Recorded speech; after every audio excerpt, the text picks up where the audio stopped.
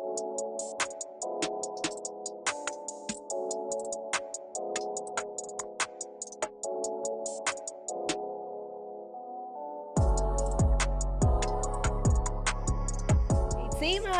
up, man? Hey, we are the Jump Out Girls, and we're back. Yes, we are. What are we jumping into today? Oh, man. Or onto? Something that nobody likes to talk about. What's that? Savings. Yeah. Savings is something that is extremely hard for a lot of people. Yeah, and I think it's because a lot of people hear it so much. It's like, well, how do you save? And they think they can't save because they just look at like, oh, I just have all these bills to pay. Mm-hmm. How am I able to save any money? You're right, but I can't tell you have your bills, but you do have your extracurriculars where you go out every Friday, or you get your nails, hair done, you buy sneakers, smoke weed. These are parts of things that I've had to learn to cut down on to help save. Yep. So we might not have a lot of money, but there is some type of money to help save. Start small. Yeah, and I think, like, to piggyback off what you were saying, just like these little small things that you don't realize that add up over time. And that's like what we always say, that instant gratification. So like for me, my nails are done today, but normally my nails aren't done. Like, you're right. You did cut that out. Yep. Yeah, I cut that out just because I wanted to have some, more dry powder, as we call it. Which dry powder? Because nobody knows what that dry is. Dry powder. It's just like money on the side, on the side to use for whatever investment purposes that you're going to use it for. It doesn't have to be one particular thing, but we like to reinvest our money. So in order for me to be a smarter investor, I had to cut back on certain things, which were my nails. Like, yes, they're done today, but that's just for today, for y'all. Like, and they're beautiful. Thank you. And like it's screaming money green, yes, money green. Money green. Yes. But no, you're right. Because like something with me, based upon work every day, I had to look, I go to look presentable, but It was like, all right, well, now that when COVID hit, you cut certain things down. It's like, all right, well, now the budget can be cut down now. Instead of getting your hair done, every 2 weeks, it's maybe once a month because I'm not going anywhere. Right. It's really little things that over time they do help out. Yeah, and I think in addition to that, a budget. Like, without a budget, I'm bad with that. Hey, look. Like budgeting, like I've learned to put money aside, but like writing that monthly, you're great at that. Like writing that monthly thing down and knowing every month. That's major. It's major. And it helps. It's tedious and it's annoying. And it's like you got to go and count your receipts and look at this and look at your bank statement. And you honestly, legit, sometimes I'm like, I don't want to do this. I don't even want to look at it. I don't even want to think about it. But when you do look at it and when you do look at and you itemize your expenses, money that you're spending, you can see areas where you can cut back. Absolutely. Like, it's the smallest things, like all these subscriptions. Whew, y'all better start talking to your friends, asking somebody. Like, for example, my cousin, he has a Disney Plus. He lets people use it, but he says, okay, just give me $5 or whatever per month or whatever it is, and it's still cheaper than somebody paying for a full subscription. Yep. But it's just like little things like that. Like, itemize your expenses, things that are luxuries or things that make you feel good or things that you like to, like how you look, how you smell, like all those things can, you can figure out ways to cut back or decrease or buy secondhand. Yeah. And it helps you save more money. You hear the example all the time about the Starbucks coffee. Like I hear that all the time about, you buy Starbucks every day, and I don't know what the coffee's like, $3 a cup. Well, I'm not with too inflation, sure. Girl. Well, you're right. So it's probably about $6, but that is a good example, right. like coffee. So then I'll say, okay, well, people who don't drink coffee, they can't really relate. So me personally, like I like to really hit the people that I really want to touch, and I'm like, all right, cool. We smoke weed, don't we?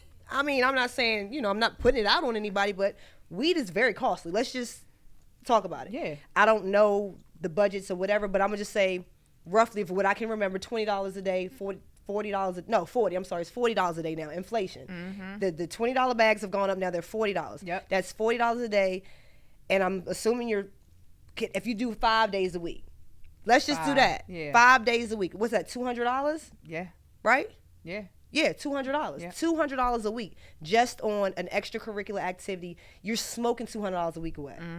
So I'm not saying quit smoking. Not condoning that. That's not me. Love to smoke. Sure, I'm not supposed to be saying that. But anyways, cut it down. Instead of $200 a week, let's do $100 a week, and then put that extra 100 aside so that we can put it in some money. And now, a couple of months from now, you'll have that money that has built up, and you can get you a whole pound. I mean, I know that's so wrong for saying that. I shouldn't have said that. But oh well. But you get what I'm saying, right? You want people to realize, like, these little things that you're indulging in, whether it's weed, nails, weaves, whatever, makeup, liquor, clubs, sex, porn. I mean, anything. Like, these things that you necessarily don't need, but you just like or want, are ways that you can start your savings. Absolutely. And it's just like, the reason why we're saying save, yes, is because in order to figure out what you can invest into, you first got to look at your budget, figure out how much money you can afford. Absolutely. Right? Cut back on these little small, silly, stupid expenses that you're spending on. And then that way you have this money to the side that you can then reinvest. And that's the thing. Like, we like our money to move. We don't want our money being stagnant. To keep moving. Yep. Right? At the same time, we're not spending our money on frivolous or extra things just for instant gratification. Nope. Right? Like, no, you're absolutely right. Like, and that's one thing that I literally had to learn. Like, I love to shop. Like, shopping is that's what I love to do. And I literally, once we realized and it was broken down, I said, wow, man, like, let's just say I wanted to spend $500. And I'm like, man, do I really need to spend this right now? No. Let's just go ahead. I put this in an investment. Yeah, am I aggravated because I don't have to get to wear what I have right now? I can't see what I spent. That's what it is. Yeah. If it's us spending money, people want to see exactly why I spent the money. And that's why it's so hard to invest. Yeah. But then I look at it now, 3 months from now, that $500, now I can go on a $2,000 shopping spree or whatever the case may be, because I've grown the money and just, it's constantly about just putting it back in. You can take a little out, but you have to keep it moving. We're not letting it set still. No. Yeah. Any tips or pointers you would give to people just to say, like, how to start off, or like, I mean, it's hard because I can't tell nobody, yo, you can't save worth shit. You have so many options and opportunities that I can see in your life where you can save at, but I can't tell nobody that. You know what I'm saying? It's hard to say.